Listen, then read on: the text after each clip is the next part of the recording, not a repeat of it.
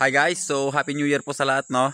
And kahit na New Year ay nandito pa rin po tayo sa ating area dahil alam nyo naman po tayo po ay maraming alaga. So bukod po kasi sa manok, pato, and yung pabo natin na isa, meron din tayo dyan mga alagang kambing, tupa at saka native na baboy.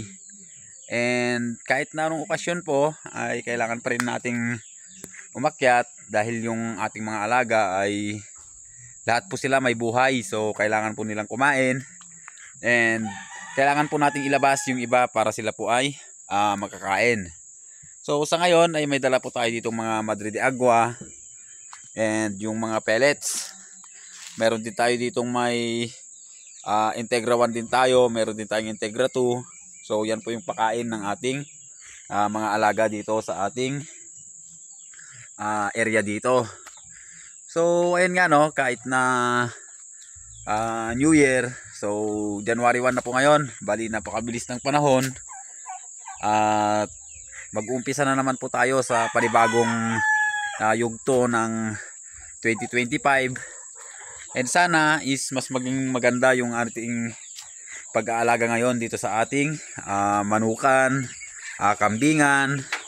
So dito sa farm, sana mas maging maayos yung ating pag-aalaga. So sa ngayon, kahit na New Year, tayo po ay nag-aayos dito sa ating pabahay dahil nga po sa sobrang dami pa talaga ng ating gagawin dito at aayusin. So wala talagang pinipiling araw, no, at okasyon itong ating trabaho dito sa farm. So ayan, nilipat ko po kanina itong ating mga pinapalaking inahin dito. So may 4 po tayo dito na nire-ready para next na breeding season or next batch na ating gagamitin para sa ating pagpaparami. So namisa na rin po yung ating isang naglilimlim na manok. Bali mayroon po siyang 6 na sisiw. So 7 po sana siya, no, kaya lang yung isa is hindi siya nakalabas. Bali nung binaba ko sila kanina, patay na po siya sa kanyang itlog. So hindi na siya nakalabas. So 6 po yung sisiw nito. And mayroon po tayo ditong 7. And nilipat ko na rin po yung ating kulungan kasi ganyan naman talaga yung kanyang magiging ayos. Dahil sabi ko nga, magiging pintuan po dito sa area na to. So hinumpisa na natin kaninang umaga. And ngayon is dito po yung ating inaayos sa ngayon. Dahil maglalagay po tayo dito, yung huluano natin, dito natin ilalagay. At gagamit po tayo ng panibagong rooster. So ayun, no, nilabas ko muna yung ating mga Brahma. So ikukulong ko po sila dun sa malaking kulungan. So dun ko po sila dadalhin.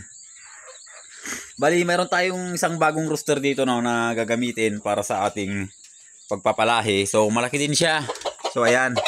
Kaya lang medyo mailap. So mamaya is ililipat siguro natin dito or tomorrow dahil gagawa pa tayo ng paitlugan dito sa kabilang area dahil maglalagay tayo dito ng 3 inahin. So dito 3 inahin ang ilalagay natin. And syempre kailangan nila ng paitlugan. So dito nilagyan ko rin po ng tarpaulin dyan sa kabila para maiwasan po natin na away yung dalawang rooster. So maglalagay tayo ng rooster dito, yung huluano. And syempre nandito rin po yung ating panabong. So yun po yung iniiwasan natin. So wala naman pong problema kung may mangyaring hindi maganda dahil lahat naman po na nandito ay sarili po natin. Kaya lang syempre sayang pagka sila po ay nadisgrasya. So ayun. Itong Brahma natin, no, hindi pa naman sila totally mangingitlog. And yung rooster natin is hindi pa naman sumasampa. So gusto ko sanang ilipat yung pabo natin doon at doon natin sila ilalagay. Kaya lang hiyang na po yung alaga nating pabo kanina doon. Hinawakan ko po, napakaganda po ng kanyang pangangatawan, napakalaki. Kaya hindi ko na po siya tatanggalin dyan. Ihanapan na lang natin talaga siya ng kasama. And marami po kayong abangan ngayong taon this year. So kung mapapansin nyo is naging ganito po yung setup ng ating pabahay. Dahil may ibang plano po tayo dito sa area na to. And yung mga native natin is hindi pa rin naman natin tatanggalin. So, gagawan natin sila ng malaking range. So, doon po natin sila ilalagay. Magkakasama na po yung ating mga alagang pato at saka pabo. So, maglalagay tayo ng net and meron silang pabahay. So, dito is gagamitin natin sa ibang breed ng manok. So, kaya ganito po yung kanyang naging design. So, maraming kulungan. And talagang ginawa po natin to na para sa ating, so sasabihin ko na mag-aalaga po ulit tayo ng mga paitloging manok. So dito po natin ilalagay. And abangan nyo po yung aming mga gagawin dito ngayong taon dahil marami po tayong nakalinyang pag-i-improve dito sa farm ngayong taon.